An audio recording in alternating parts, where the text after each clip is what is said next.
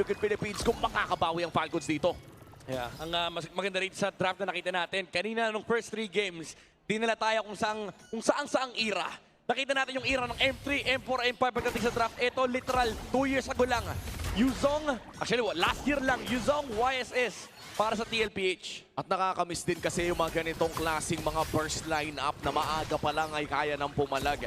Usually kapag high tempo, makikita natin Zushin, ganto, ganyan. But looking back at the Echo Express pa during that time, Sanford's Yuzong has been a key piece sa history ng Echo Express. Oo nga pala, no? Alam natin kapag nangalahati na yung buhay ng Pagong, may lilipad talaga na dragon sa inyong uluhan.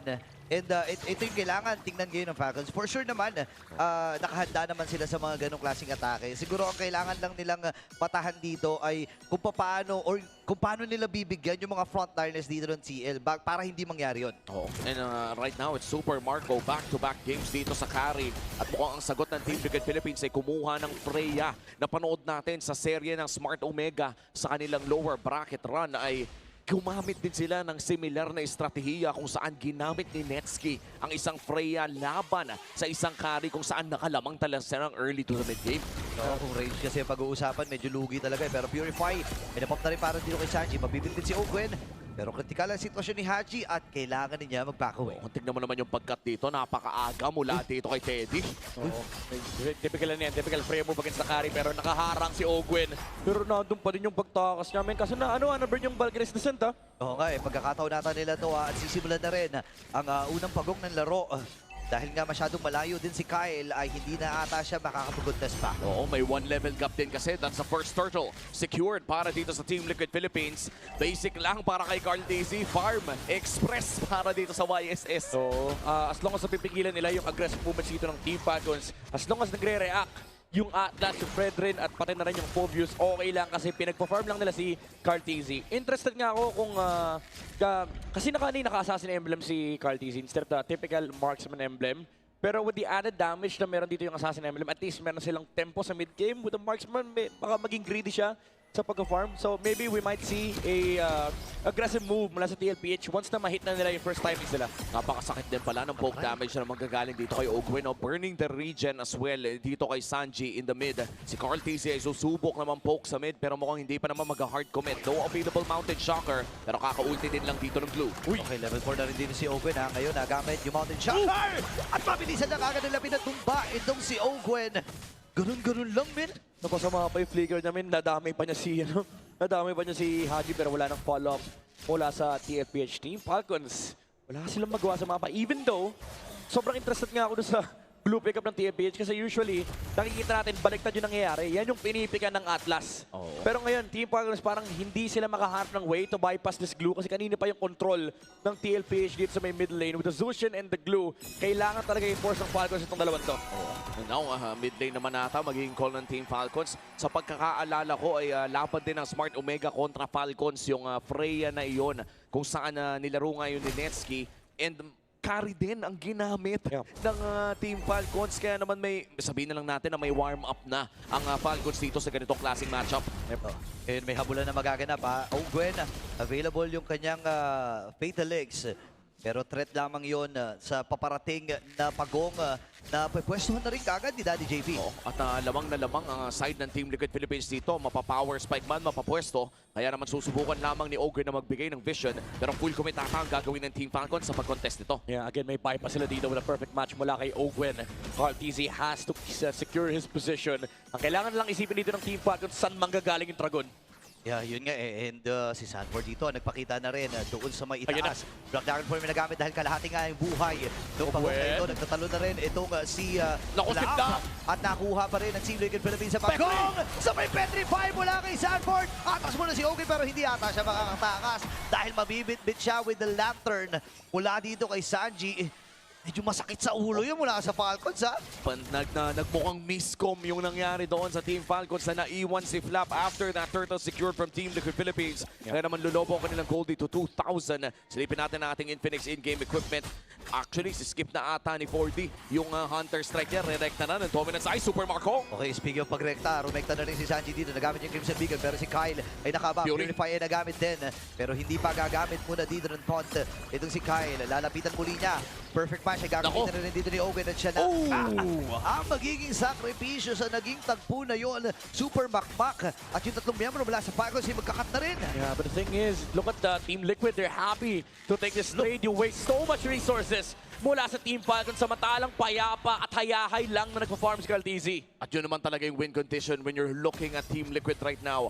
Gusto mo na makapag-farm dito si Carl TZ. Gusto mo makakuha lamang ng gold at currently no ranking third sa ating gold ranking sa larong ito. Nangunguna lamang ang ating mga gold laners. Pasok na pasok sa win condition ng Team Liquid. Yeah, nakakatakot dito yung presence ng TLPH kasi ang dami nilang fighters. Even though meron kang Atlas, meron kang way to actually slow down the fights with the Lilia as well. Ang dami mo rin control. Ang problema, men, for Falcons is yung decisiveness ng TLPH when they go for the team fight. Especially once na kinumit na yung Black Dragon form. Nakita natin yun ng previous turtle. Isang dragon lang kay Sanford, nagtakbuhan yung Falcons. Oh no! Okay, may pagsabayan si Super Marco dito. And Teddy ay lumalapit! Pero nadamay pa dahil pumasok na si Sanji Idol. Hindi maiwasan yung mga Valkyries dito ni Teddy. At 0-3 data ang magaganap. Walang ibang makukuha ang side ng Team Falcons. Kapalit ang buhay ni Super Marco doon sa may bandang itaas.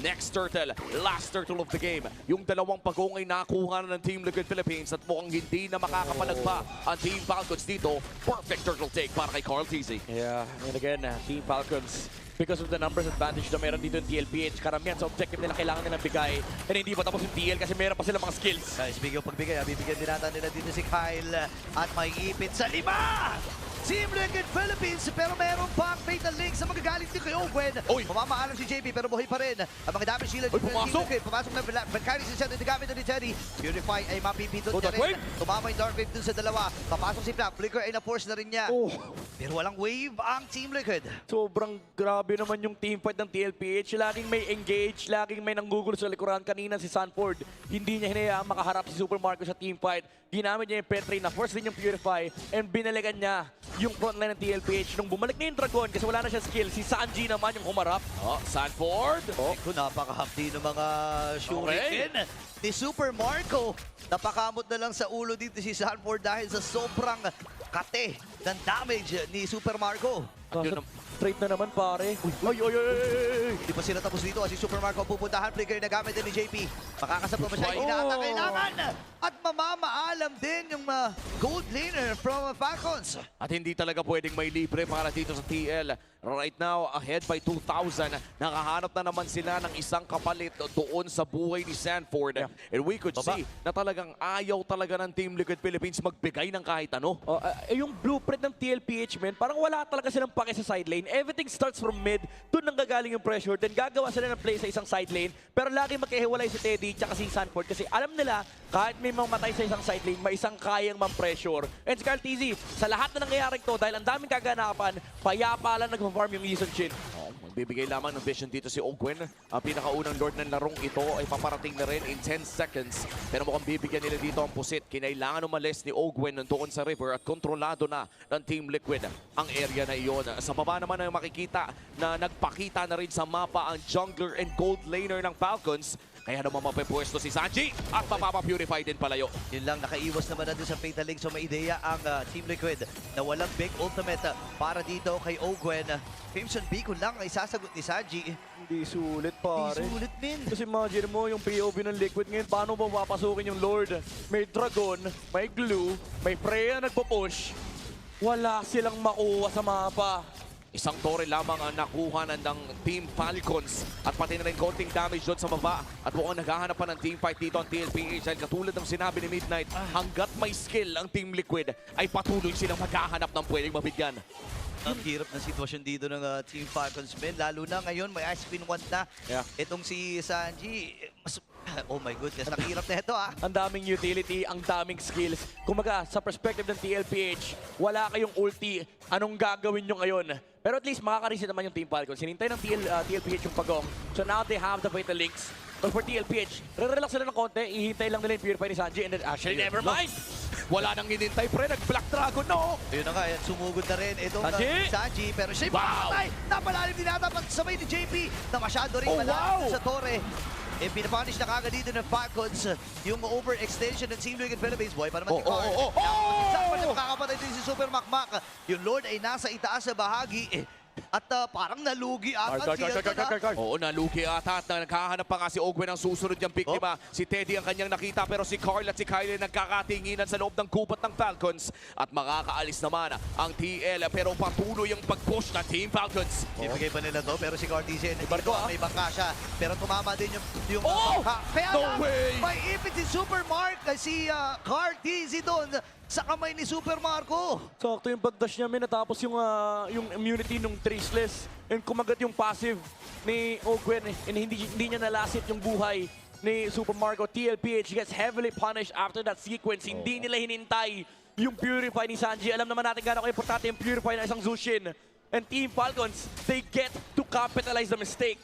Sinubukan talaga ng Team Liquid Philippines na puwersahin yung mid lane turret na iyon. Maagang Black Dragon form mula dito kay Sanford. Pero naging napakaganda din ang pasok ni Flap kay Zushin. As you said, dahil nga walang Purify yung Zushin sa laban na yon, unang nabigyan si Sanji at nag-crumble ang Team Liquid matapos noon, cutting the gold lead to almost non-existent after ng isang laban na iyon. Siguro defense ng this game, no, for TLPH is at least meron silang Yi Sun Shin that can scale in the late game. But this is essentially the same game na nilaro ng Team Falcons laban sa Smart Omega. Once na tumaba yung carry, anybody on the side of TLPH can be shredded down.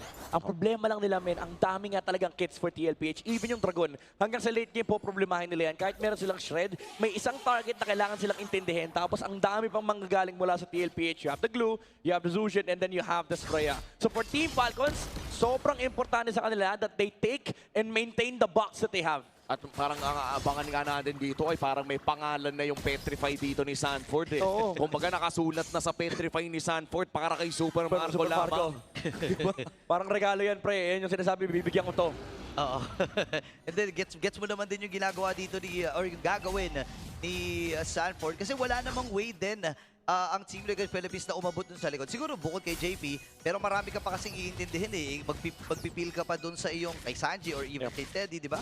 Grabe yung sideline, men. Walang ka-pressure-pressure yung TLPH kasi hawak nila yung River. Alam nila hindi sila pwede pasukin ng Team Falcons. Even si Teddy, nag-clear ng minion wave sa harap ng Atlas tsaka ng Kari. Pero gagawa nata ng paraan ng Falcons sa papasok sila dito. Kitang-kita mo nasaan sila. Okay, Black Form na gamit kasabay ng Fatal Links mula dito kay Ogwen. Ngayon yung Lord ay makukuha ni Carl. May ipit na dito siya lang ang magiging sakripisyo. Buhay pa rin naman si Ogwen. Papasok si Super Makmak. Masakit din yung kapana dito ni Carl. Pero makakakuha ng kill si Kyle. Atras muna si Sanford. Mahabdi yung mga shuriken dito ni Super Makmak. At makakakuha sila ng dalawa. At makakakuha pa sila ng torre dito bago lumabas ang Lord ng Team Liquid Philippines at itutuloy nila ang pag-invade. Uy! Flicker! Flicker yung nagamit ha. Oh! Pero this time ay tumama din! Oh my goodness! Nakakuha ng stun mula sa Dark Wave itong si Flap.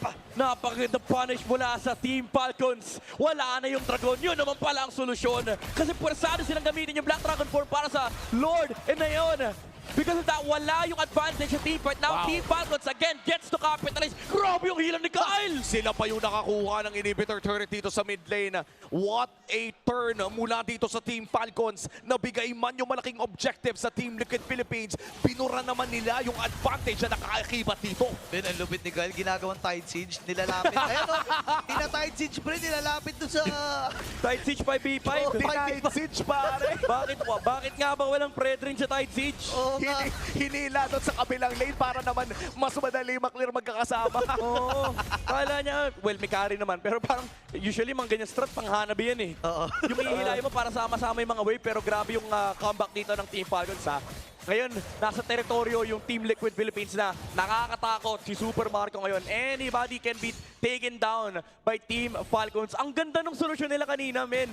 Paulit-ulit sinasabi natin, problema tong Dragon na to. Ginamit yung Dragon sa Lord. For Team Falcons, it's go time! At yun ang isa sa mga naging rason kung bakit for a short time ay nawala sa meta ang Yuzong. Dahil nasimulan ng basahin ng team or mga teams dito sa MPL Philippines kung paano bilangan o i-force out yung Black Dragon form. At nakikita natin yan ngayon, 15 minutes in, kung saan burado na talaga ang hawak na gold team ng Team Liquid Philippines. And for Team Falcons, as of now, hindi lamang si Super Marco ang mahirap hanapin. Kung hindi si Haji, currently 1-0-7 sa kanyang Lilia. Actually, feeling ko nga never mamamatay itong Lilia na to unless ma-wipe out talaga sila and siya yung huling kill na makukuha ng TLPH. Pero ang problema din kasi kanina for TLPH is sa sobrang mahal nila yung isa't isa. Nahuli si JP, sinubukan pa ni Sanji yung zone sa ibang members dito ng Team Falcons kaya naman nakahabol pa yung Team Falcons with the Infernal Pursuit mula kay Flap and of course the Dark Wave. Nahuli pa nga si Carteezy doon sa flaker ni Ogwen. So for TLPH, sobrang kailangan maging decisive din sila sa kanilang pag-disengage kasi kayang-kaya silang habulin ng Fredrin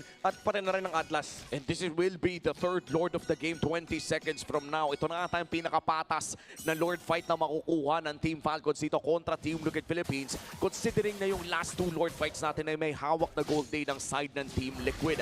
For Team Falcons, as of now, lamang na lamang talaga sila dahil pati yung mid-lane inhibitor turret ay tumutulak para sa kanila. Yeah.